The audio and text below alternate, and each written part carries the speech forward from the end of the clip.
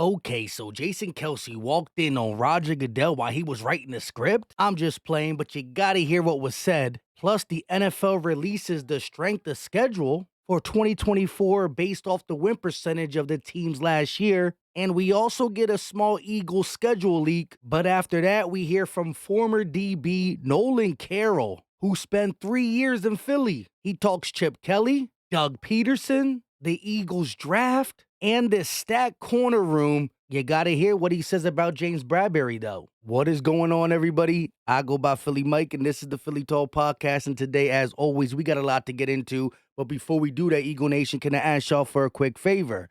Help your boy out, hit that like button, subscribe to the channel, and turn on that notification bell so you don't miss the videos. So right around a year ago, Jalen Hurt was the highest paid quarterback in the NFL, and just like that, Jalen Hurts is now the sixth highest paid quarterback in the NFL after the Jared Goff extension in terms of average annual salary. Again, having a GM like Howie Roseman goes a long way. We're not just talking trades, drafting, signing free agents. The fact that he's not afraid to come early to a player he believes in is important. Like I just said, about a year ago, he was the number one highest paid, now sixth. The offseason of 2024, he'll probably be the 8th, ninth, or 10th highest paid quarterback. And watch what he does, because I believe he's going to have a better 2024 season than he had in 2022. And we all know where we finished there in the Super Bowl, and he was the runner-up MVP. This time, I'm looking for better results. But it's not just with our quarterback. Jacob Sports said even after securing their two-star wide receivers, the Eagles have only the 19th most expensive wide receiver group in the NFL because we get the deal done. We know how to spread it out. And the reason we get it done early is because watch when all these other big-name wide receivers come off the board, like Amon-Ra St. Brown did. They're going to get paid. So once again, Howie just knows how to run his organization. Moving on to Jason Kelce seeing the script, walking in on Roger Goodell. I'm just playing, but listen what he says low-key about possibly returning. I know. He's probably not going to return, but just listen. Wrong room. Oh, What's up, bro? How's it going? Good. You're the surprise. Yeah, well, I'm hoping I can get a surprise. What's going on with the schedule? We almost there? You can't say we anymore. Yeah, right? Maybe, we don't know. I mean, hey. Oh, you're coming back? I You wish. said you were going to go to Brazil. I want to. I really do. You should go. I went for the World Cup 2016 and absolutely loved it. So I would go back again. Absolutely. Hey, Jason's the one who keeps joking about it, so it is what it is. We gotta wait and see. As for the NFL script talk, that's the fun rumors going around since Arian Foster started about the script talk. But it would be nice for Jason Kelce to be in the room. He did ask about the schedule, which does come out tomorrow, Wednesday at 8 p.m. I will be live for it. So if you're subscribed, got that bell on, you can join for my prediction, and I definitely want to get yours. However, today, the NFL released the 2024 strength of schedule based on the opponent's win percentage last year. We all know there's certain teams that were good last year that fall off, and same with the bad teams that step up. But from last year's win percentage, the Eagles are tied with a couple teams for the 22nd ranked toughest schedule with the win percentage .491. We're tied with the Colts and the Titans. So really, you could call it tied for 22nd or tied for 24th. Speaking of the schedule, there was a slight leak. Word on the bird said, rumor, the Eagles are very likely to host Monday Night Football in Week 2 per at Aussie NFL. Won't know the opponent until tomorrow, but to know that we play Monday night Week 2 after playing Friday in Brazil Week 1 means our home game should be popping, and I'm looking to start this season 2-0. Let me know what you think about everything. Now, let's hear from former Eagles cornerback from 2014 to 2016, Nolan Carroll. How you feeling? I'm doing great, man. Can't complain. Happy to be on here. Them days feel like they're long ago, right? Or they feel like yesterday? They still feel like yesterday. The amount of people that still I run into that are fans of the Eagles or fans of the Dolphins or fans for the Cowboys, they still they bring up Eagles memories, whether it's referring to the Eagles or being fans of the Eagles, and especially where I live in Jacksonville. We got a lot of Philly fans, more than I thought. So they're always, the memory of me is with the Eagles. So it's funny because it doesn't feel like it's that long ago, even though my last game in Philly was 2016. It feels like honestly yesterday that I was just playing there. And you signed with the Eagles in 14, I believe, right? Yeah, 2014. And that was the Chip Kelly era. Yeah, it was. And it's funny, Eagle Nation. The reason I'm linked up with Nolan Carroll is because the Deshaun Jackson Shady 2510 show. I heard a little quick Shady talk about BG almost was traded. He didn't really stay on it. He just quickly put that in there. So I tweet that on Twitter, and tweets going viral or going pretty good. And Nolan was in the comment sections like, "Hey, I got some stories too." And so one of my followers, hey, let me hear it. And I'm like, is that really Nolan Carroll?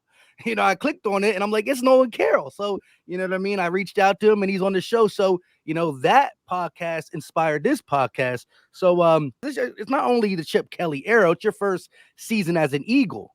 Yeah. Yeah. So it was a lot of moving parts in that first year. But just to get to the first part that we were talking about with BG, first of all, everybody knows BG is an incredible teammate. He's an incredible person.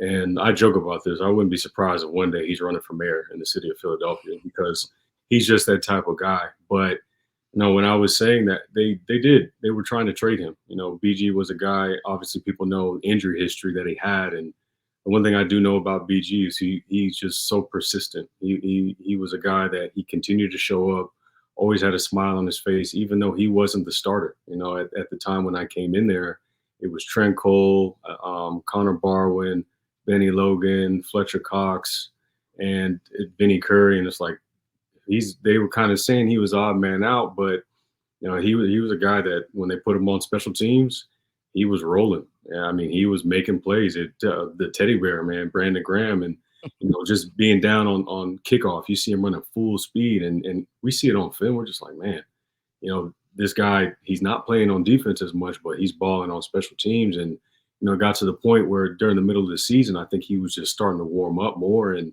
they couldn't trade him as much as whatever was going on before I got there.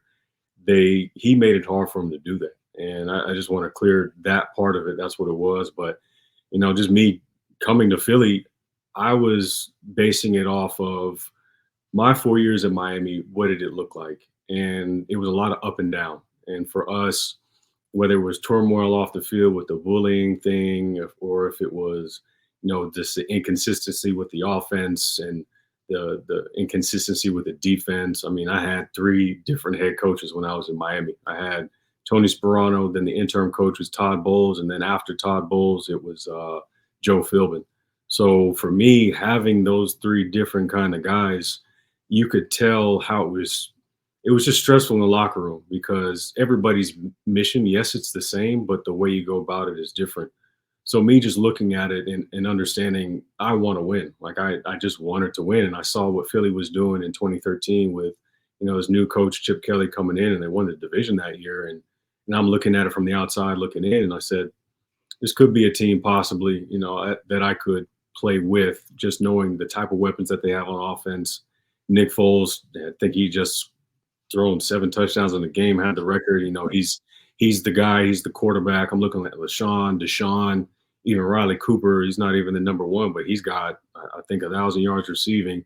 You got a young Zach Ertz, Brett Selleck. I mean, I'm looking at the offense and, okay, if these guys are going to score points, how can I fit in on the defensive side? And, I was fans of all those guys, Nate Allen, Kerry Williams, D'Amico Ryans, the whole front line, Brandon Boykin at the time. So I know when I was getting ready to sign with Philly, shoot, this is going to be me just trying to find my place in there. And that's really what it came down to. But, when I got there, it was just all off rip. It was, I'm hearing Deshaun just got released. And I'm like, man, that sucks. I don't, it's unfortunate. And then all of a sudden, when I get there, it's like not an easy feeling. Like guys kind of on eggshells, some guys kind of cranky. And like I said, I wasn't there before, so I don't know exactly what was going on, but I started to hear stories of just the rift back and forth, guys not being on the same pages with coaches, players not understanding everything that Chip was doing. And, I'm not here to point fingers or say anything bad. I just know the things, and some people want to just hate Chip Kelly all day, hate. And I get that. I understand it.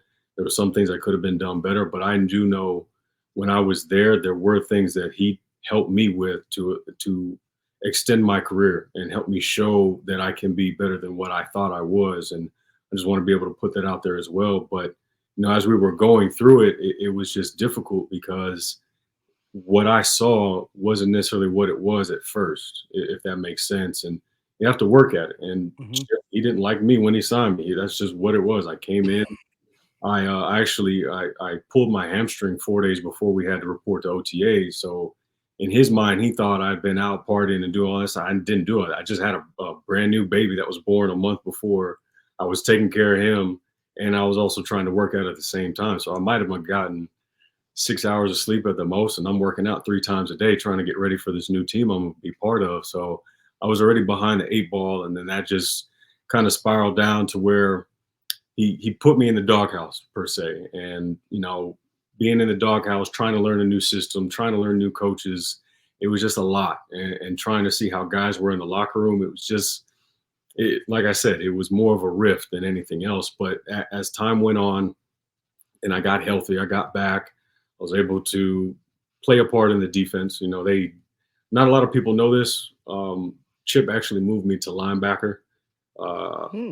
Really in the end of minicamp. A lot of people don't know this either. They tried me as like a dime linebacker to match up against the tight ends in the NFL because those guys were becoming more hybrid guys. The Jordan Reeds, Delaney Walkers, James Cook, they're all over the place now. But just knowing our schedule, there was a lot of them on the schedule, and I guess that was the plan for me coming in because that's what they stuck me out. They didn't even really try me outside at first, and at first I was reluctant to that as well. So the injury, me being behind, trying to understand the playbook and a new position, I was still in that doghouse per se. And it didn't help that I got hurt in camp. I pulled my groin because of just the fast pace of what it was. I just was not used to that culture just yet.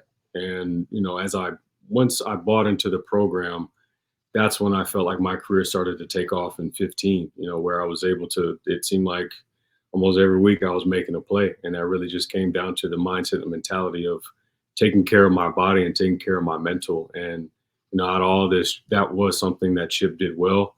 But there were some decisions that I had no control over the shady situation. I had no control over Deshaun. But, it was from what I just explained, I think that had a little bit to do with why he traded those guys or moved on from those guys, because some guys just did not buy into the system. And when they didn't, he had the power to get rid of them. But, those guys are going to be those guys. I have no problem with Deshaun or LaShawn. They were never a problem in the locker room. If anything, it was fun playing with LaShawn, just the energy that he had.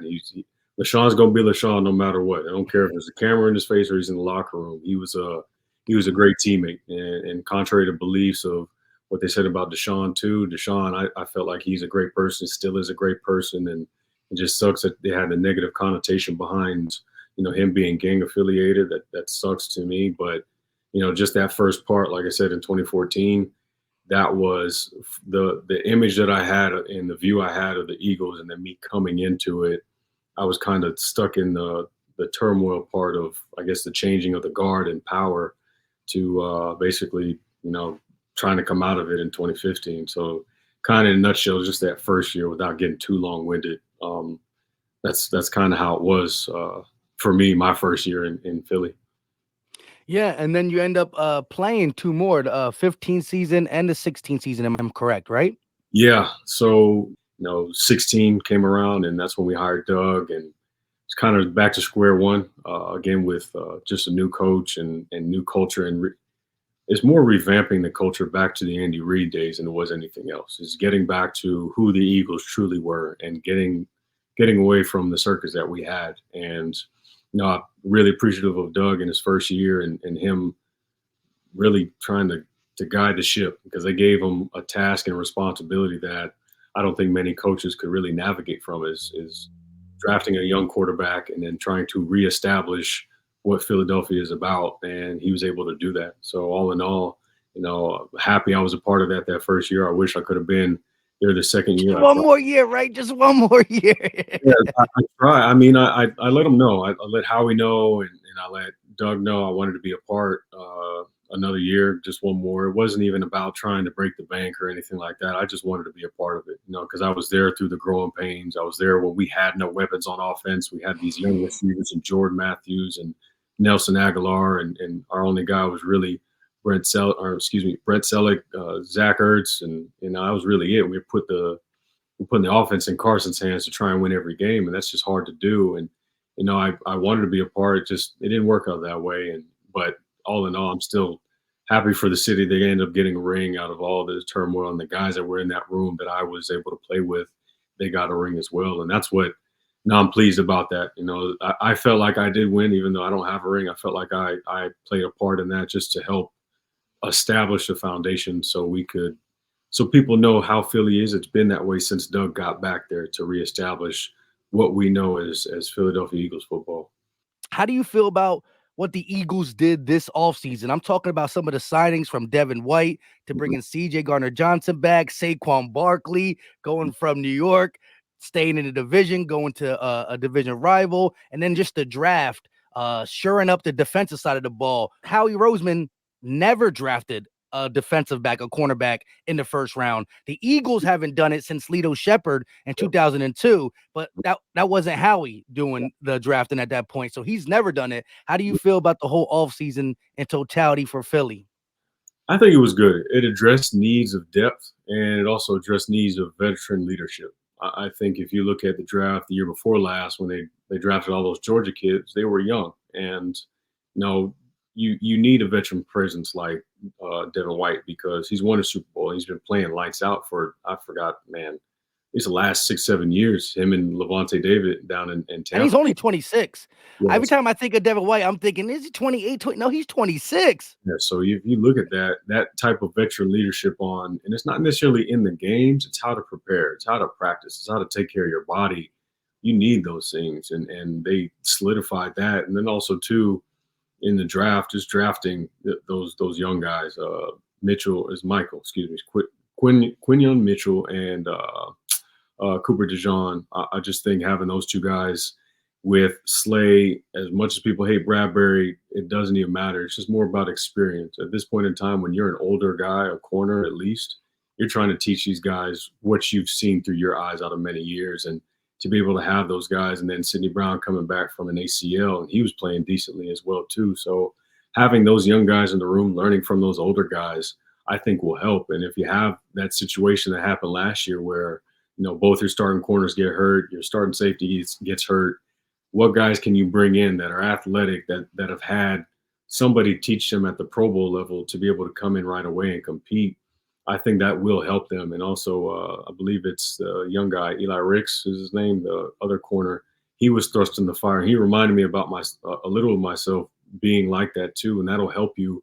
Since I'm talking to a DB, what's your take on the whole cornerback room in general? The draftees come in, the veterans, all the people. It's a long list of corners we got. What's your take on it? Yeah, well, I know numbers-wise, we had that situation in 2015. I think we drafted 3 or 4 guys, and we signed Maxwell, and we also signed Walter Thurman. So we had a lot of numbers in our room. It's unfortunate. Casualties of war is numbers, and I don't know who's going to be the guy. It all depends on production. Obviously, the guys they drafted, they ain't going anywhere. Slay's not going anywhere. Bradberry, if he can come back and bounce back, he'll probably be there. But if not, if he doesn't have a good showing, they're probably going to trade him. I would hate to say that, but he's a guy that was an all-pro just the year before. Just a year ago. And it's crazy. You can't blame it all on him, because obviously we're now finding out there was a lot of disconnect between the front office and the players. And, we can't all just say, it was just him. And he's like, look, I went through that too. And it's one of those where it's some type of relationship rift or some type of communication rift in that locker room between, it might have been him and the defensive coordinator, it might have been him and a player. You never know. So we can't just say this guy is not good, because the stats don't lie, and especially from that previous season of 23 or 2022, excuse me, went to the Super Bowl. Nobody was saying he was a problem. Everybody was saying he was good. So we can't just look at it. We can't look at it year to year. What have you done lately? But it might be him, Keely Ringo, if he shows that he can do it. Mr. Rogers as well, if he can show. I think he's a nickel. I think that's what he was playing behind Moore in Indy, but those guys are just going to have to compete it out. I know they even though they have set positions, they're going to find they have plans for them. Guys don't just draft guys just because they have them in a certain spot and they understand where the competition lies. And you just really know when camp comes, you'll be able to see that battle and how it plays out. And you never know in camp, but it's unfortunate. Injuries happen, trades happen. You never know who might be available on another team that they could use a corner as draft bait to get draft picks or draft bait to get a position of need. So we can say all the stuff we want, but Howie's a guy with a plan, and it's always surprising us no matter what. So I would just think it's all about competition, and those guys that I mentioned, if they have a good showing, they're on the team. If they don't, more than likely going to be traded or try and use as they'll be cut casualties of camp just because of numbers. Real quick though, what is your favorite memory in the 3 years you spent in the city of brotherly love? Yeah, man. Honestly, it was me being locker mates next to Darren Sproles. Out of all the things that I was able to do in Philly, just being next to a guy that's going to be in the Hall of Fame and just understanding, I watched him when I was in high school, and then playing against him in the NFL. I was in Miami, he was in New Orleans, and then becoming teammates with him. You hear stories of guys that you have to see to believe. And one of the stories that I heard about Darren Sproles was no matter what, it's walkthrough, practice, game, it's full speed all the time. And that rubbed off on me, that type of work ethic, the mindset. There were days where he would come in and just like, man, I ain't got it today. But 3 hours later in practice, he's full speed again. He never missed a practice. And you want to play with a guy like that, and you see why he is like that and why he is one of the most respected all-around purpose players in the NFL and in NFL history because of the way he does what he does. And being able to, man, in the mornings, just being able to chop it up with him and just talk about just life, man, that was a fun thing. And that's one of the moments. And then it was Brandon Graham too. I get in the facility early. Brandon's in there early as well. We're in the cold tub just chopping it up, talking. And, though as the years go on, you begin to get a personal relationship with guys just based off of just being in the locker room and, having that support. When a guy is hurting, how do you pick him up? When you guys are working out, how is he pushing you? And, those are the two I remember the most, aside obviously from the pick six and going against the greats. That was the most memorable time I had is with those guys. And, you see him now. Brandon's a staple in the NFL. And Aged like fine wine. He is.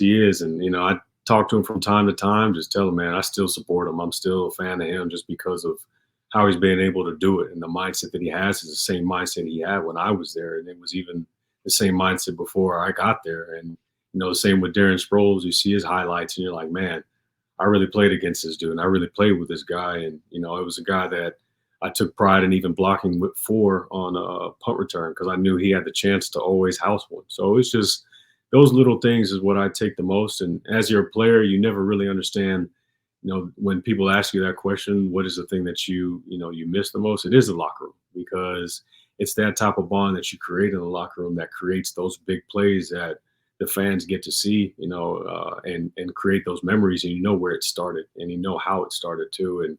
And that's the thing I admire the most. And then also one more is just being around the city. A lot of times I lived off of Broad Street and I live right down from NovaCare, but at times I would ride my bike and I ride my bike downtown. I just take Broad Street straight down and just being around town, you could hear people talking about the Eagles.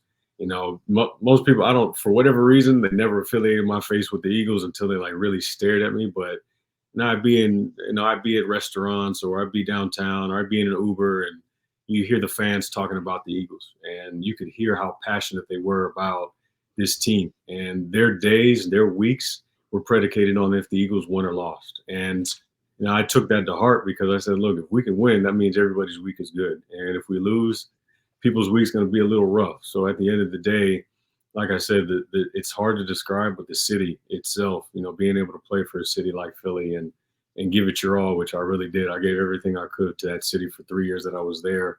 And I'm appreciative. I had no regrets over it at all. And, there's still fans to this day that appreciate me for even being there. So that's the thing that, I really, I remember the most of my time in Philly. Hey, I appreciate you coming on, giving me your time. Nolan Carroll, DB in the NFL for 3 organizations, but I can hear in the way he's talking. I know which one he likes the best. I don't even need to ask him. You heard it yourself. Once again, Eagle Nation, I appreciate y'all. Make sure y'all hit that like button, subscribe to the channel. Do you have podcasters? I think I seen something on your Twitter. Yeah, I have a podcast. It's Conversations with Carroll, and it's more mindset motivational, and it's showing you how to take the steps you need to in order to get yourself over the hump. And you're seeing it nowadays. People are having a hard time really keeping themselves consistent and disciplined. And my podcast is geared towards doing that. It's showing you what ways you can do that, and then just understanding your awareness and what's around you to make you be able to change your life. And it's called Conversation with Carroll again. And, I've been doing it for 4 years now, and I like it. I enjoy it. It helps me out too, just to be able to express how I'm feeling from what I've seen from other conversations with businessmen, athletes, entrepreneurs alike. So it's been fun to really grow this podcast and implement it to my everyday life too, to help others. Appreciate you for coming on, and go Birds. Yes, sir. Fly Eagles fly, man.